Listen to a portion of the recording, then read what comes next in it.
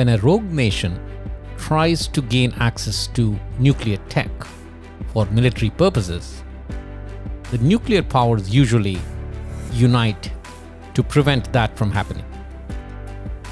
But the rogue nation still manages to gain access to nuclear tech for military purposes, sometimes by exploiting loopholes in the international systems, and sometimes even a nuclear power willingly supports the transfer of technology. And sometimes a nuclear power uses its intelligence network and a military operation to thwart such an attempt. Welcome to the Why in History. I am A.Q Khan, and today we're taking a look at how some nations, often deemed rogue, were able to gain access to nuclear technology for military purposes, and how one of them was stopped right in its tracks by a swift military operation by another nuclear power. After the Korean War, North Korea started eagerly looking for access to nuclear military technology. So it looked up to the Soviet Union for assistance in gaining the tech. But the Soviet Union was reluctant to share nuclear tech with North Korea. At that time, the Soviet Union had two criteria for providing nuclear technology. One was that the client needed to be faithful to the Soviet Union, and the other was that it needed to be sufficiently advanced from a technology perspective so that it had the ability to deal with nuclear technology. And countries which met these criteria were Bulgaria, Czechoslovakia, East Germany, and Hungary. Romania and North Korea did not fit the bill and were excluded. The other thorn in the flesh was that North Korea refused to sign the Nuclear Non-Proliferation Treaty, or the NPT, until 1985. The NPT aims to prevent the spread of nuclear weapons and weapons technology to foster the peaceful use of nuclear energy. And by not signing the NPT, North Korea was essentially refusing to use nuclear technology for peaceful purposes only. But despite all this, starting in the 1960s, the Soviet Union had started transferring nuclear technology and hardware to North Korea for the sole purpose of developing a peaceful nuclear program. But this was enough for North Korea to gain the technical sophistication as well as the raw material that could be used in the future for developing nuclear weapons. One important strategy that all of the rogue nations have used to gain access to nuclear military technology is diversifying their suppliers.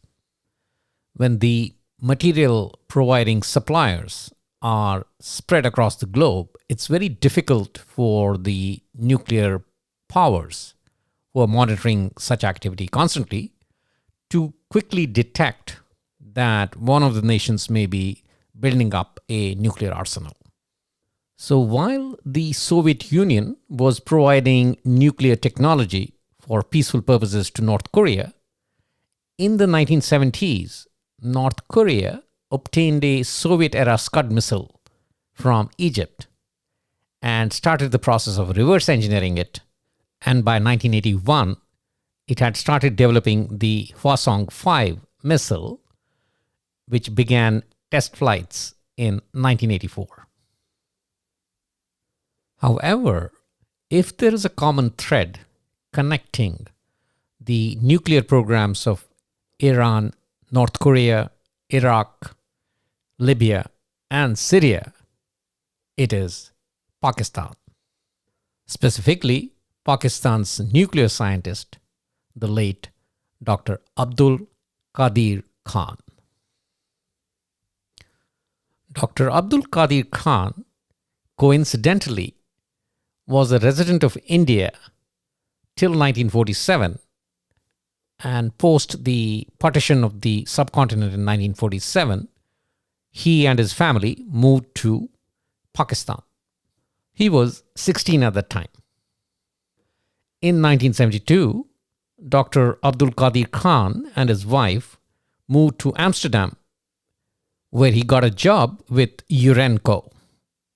That is, the European Uranium Enrichment Centrifuge Corporation. In December of 1971, Pakistan lost its East Wing, East Pakistan, after a war with India, and East Pakistan became an independent Bangladesh. And with the loss of its eastern territory, Pakistan became desperate for security and self-reliance, and its new leader, Zulfikar Ali Bhutto, formed a team to gain nuclear weapons technology. And then, in May of 1974, India detonated its first nuclear device. And with that, the pressure to develop a Pakistani nuclear weapon became even more intense. Now, Dr. Abdul Qadeer Khan had been following the conflict from Amsterdam and felt that he could be of assistance. And even though he did not have any connections to the Pakistani leadership, he reached out to Prime Minister Zulfikar Ali Bhutto and offered his services. Bhutto readily accepted. Dr. Khan immediately got to work and started methodically stealing classified plans at URENCO for a centrifuge that would create bomb-grade uranium. But by the time the officials at URENCO got suspicious, Khan had collected enough information, and he and his family quietly relocated to Pakistan. In Pakistan, in 1976, Khan founded the Engineering Research Laboratories to construct and run a uranium enrichment facility. With Dr. Khan at its helm, it was a massive undertaking staffed by about 10,000 people. The core issue, though, was that designs were not enough. They needed actual components to build centrifuges that would create the bomb-grade uranium. Now, Dr. Khan already had connections in the West, so he used these to purchase dual-use materials and technologies, meaning these could be used for either civilian or military purposes, so their purchase did not trigger any suspicions. He also used a network of companies in different locations to minimize international attention. Both the United States and neighboring India were aware of what Khan was up to. But Europe's export control laws were not very stringent, so technically no laws were being broken. And to compound it all, around the same time, the Soviet Union invaded Afghanistan, and that made Pakistan a very important ally of the United States towards defeating the Soviet Union in that region. So suddenly, the monitoring of Pakistan's nuclear program took a backseat. And around the same time, another war broke out in the vicinity, the Iran-Iraq War in 1980. And as Iran grew wary of a possible nuclear attack from Iraq, for the first time, scientists from North Korea and Pakistan converged into Iran to discuss ballistic missile technology. And it is here that Dr. A.Q. Khan started expanding his sphere of influence and making deals with other countries interested in acquiring his lab's technology. And Iran was the first. In 1987, Dr. Khan closed a $3 million deal with Iran for centrifuge design and materials needed to produce them. Iran's road to nuclear technology, though, started in 1967 on the campus of Tehran University when the US built its first nuclear reactor. Yes, it was the United States that provided Iran with the nuclear tech under President Dwight Eisenhower's Atoms for Peace program. This was an initiative to provide countries with peaceful civilian nuclear technologies in the hope that they wouldn't pursue military nuclear programs. The beneficiaries of Atoms for Peace program include Israel, India, Pakistan, and Iran. And while Iran got the nuclear reactor, it was also able to send dozens of Iranian students to attend MIT and study nuclear engineering in the mid-1970s. But after the overthrow of the Shah in 1979 and the establishment of the new Islamist government, the interest in nuclear technology took a back seat, mainly because the Islamist government tried to avoid anything American. But as the Iran-Iraq war broke out and progressed, the fear of a nuclear attack from Iraq brought back the focus on the nuclear program in Iran. And following the 1987 deal with Pakistan to supply centrifuges, Iran formally kicked off its nuclear weapons program under the codename Project Ahmad in the late 1990s. And in 2003, the International Atomic Energy Agency, IAEA, found traces of highly enriched uranium on equipment in Iran twice. To avoid getting implicated, Iran declared that the materials were secondhand, originating from another country, Pakistan. And in turn, Dr. A.Q Khan was implicated. While Pakistan was working on the technology to build the bomb, it lacked the technology to deliver the bomb to its destination, essentially missile technology. And for that, it turned towards North Korea. In December 1993, Pakistani Prime Minister Benazir Bhutto visited Pyongyang, and that was the first critical step towards North Korea getting the bomb technology from Pakistan in exchange for missile technology from North Korea. Bhutto returned home with detailed designs of the North Korean Rodong missile. By 1996-97, North Korea had delivered key missile components to Pakistan, which enabled Pakistan to successfully build and test the Ghori intermediate range missile in 1998. Per defense analysts, Ghori was a close replica of the Rodong missile.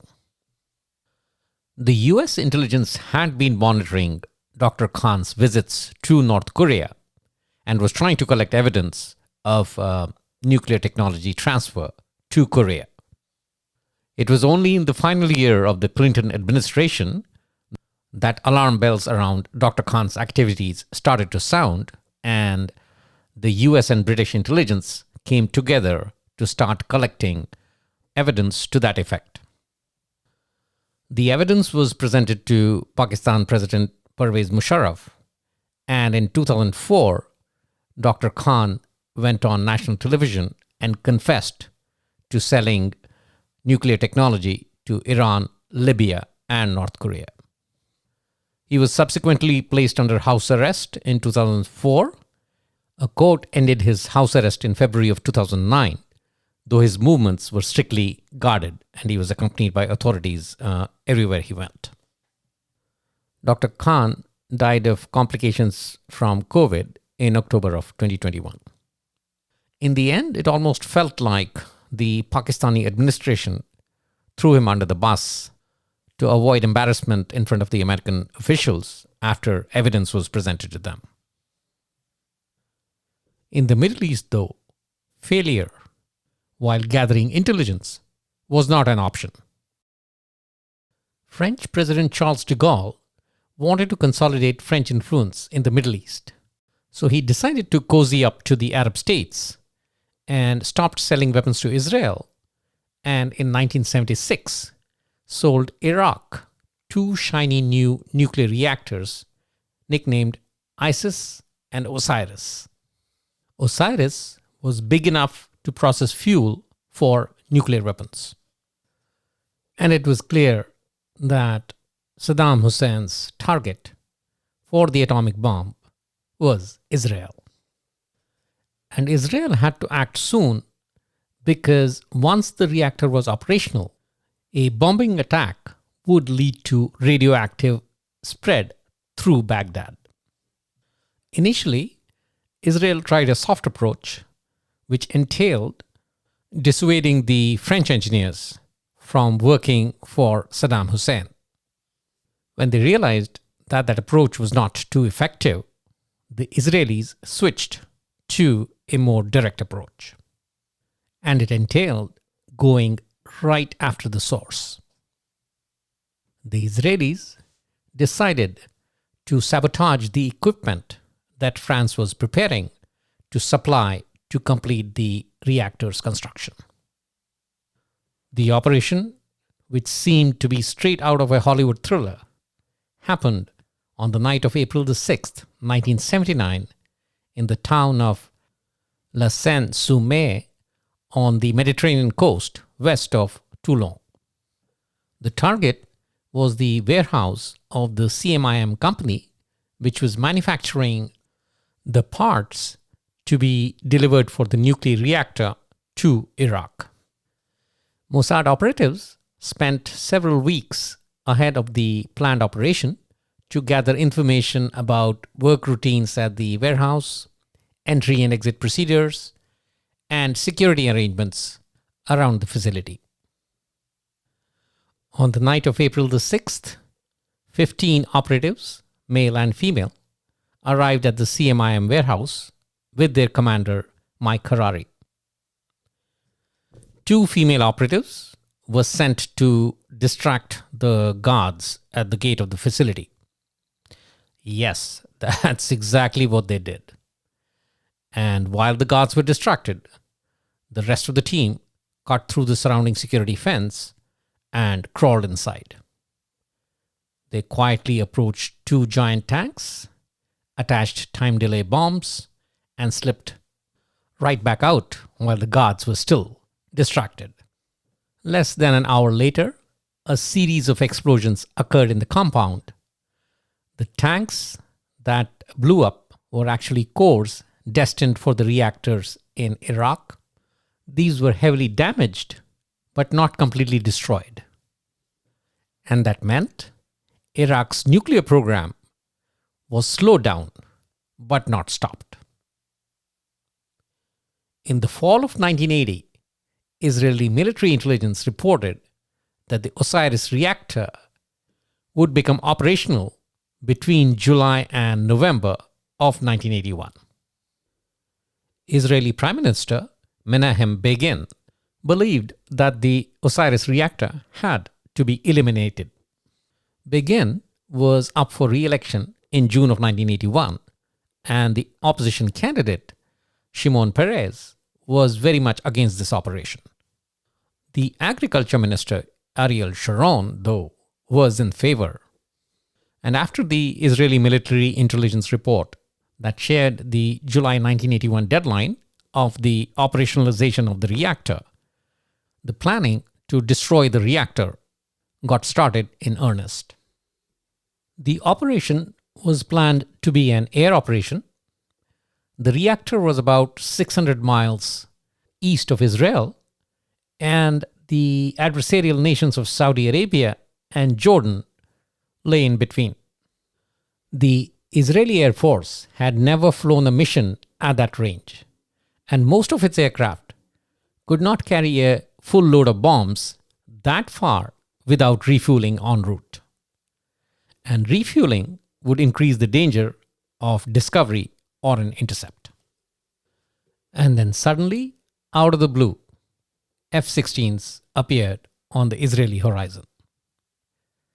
Israel had F-16s on order from the United States with delivery due in 1982.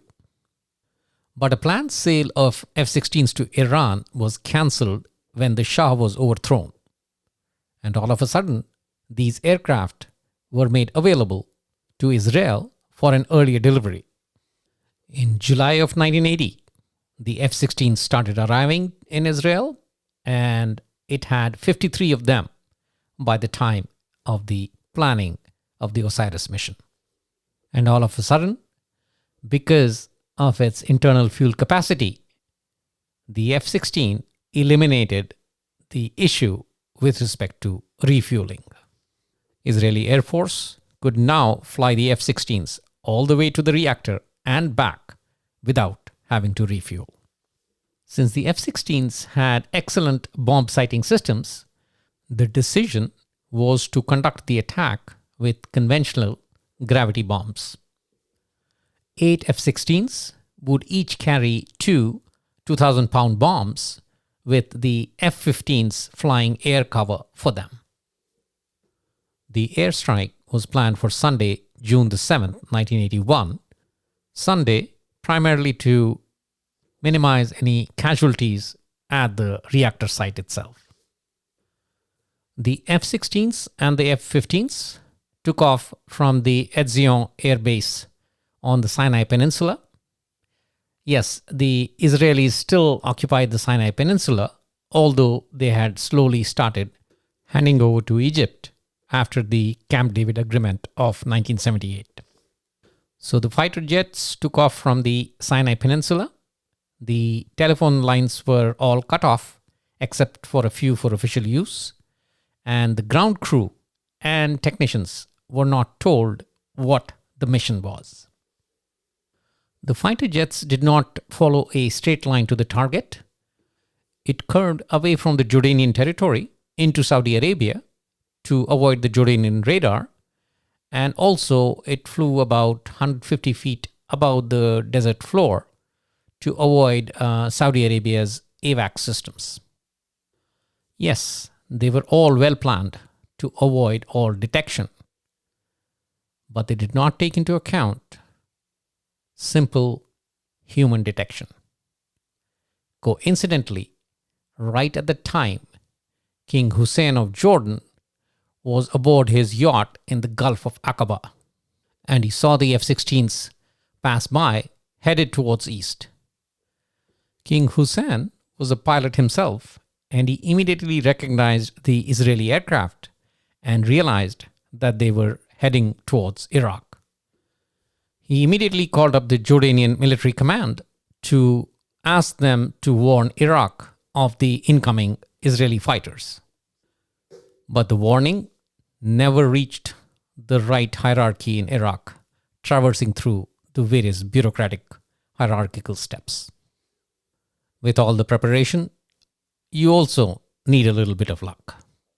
The fighter jets entered Iraq without any opposition, and 50 miles from the target, the F-15 escorts broke away and climbed to 25,000 feet to fly patrol and provide air cover. The F-16s swooped down on the Osiris complex at 6:35 p.m. Iraqi time. From the first bomb to the last, only 80 seconds elapsed. 14 of the 16 bombs hit inside the Osiris reactor and destroyed it completely. With no losses to report on their side, the F-16s and the F-15s flew back, this time in a straight line through the Saudi border and then across Jordan to Etzion Air Base. There were a few casualties on the Iraqi side, including a French technician on the reactor premises. Furious at the inability to prevent this attack, Saddam Hussein ordered the execution of his air defense zone commander and all officers over the rank of major. There was widespread condemnation of the attack, with the United States suspending further deliveries of F-16s to Israel at that time. Menachem Begin's political fortunes rebounded. His Likud party won the June election, and he remained prime minister till October of 1983.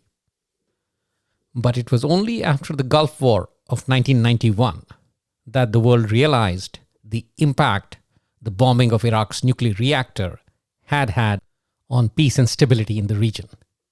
The US Defense Secretary at the time, Richard Cheney, said that the Osiris operation had made the job of the US forces much easier during Operation Desert Storm. And on that note, we end this section of the program. On to the quiz section.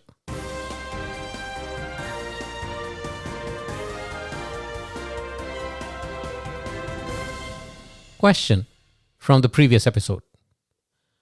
What was the primary factor in the demise of the East India Company? For years, there was a lot of opposition to having a monopoly operate freely in the India and China markets. But after Adam Smith's Wealth of Nations, the concept of open markets gained a lot more momentum, and the voice against this monopoly became a lot stronger. So the answer is C, Adam Smith's Wealth of Nation, which brought about the concept of open markets. Question for the current episode. Which UN member states have not yet signed the Nuclear Non-Proliferation Treaty, or the NPT? Is it A, Germany, Japan, and South Korea? B, Iran, Iraq, and North Korea? C, Iran, North Korea, and Syria? Or D, India, Pakistan, and Israel? Once again, which UN member states have never signed the NPT? A, Germany, Japan, and South Korea? B, Iran, Iraq, and North Korea? C, Iran, North Korea, and Syria? Or D, India, Pakistan, and Israel? The answer will be provided in the next episode. That's all we have in the current episode. In the next episode, we look at some of the most impactful inventions in history, starting with Johann Gutenberg's printing press. Till then, stay safe and keep looking for the why in history.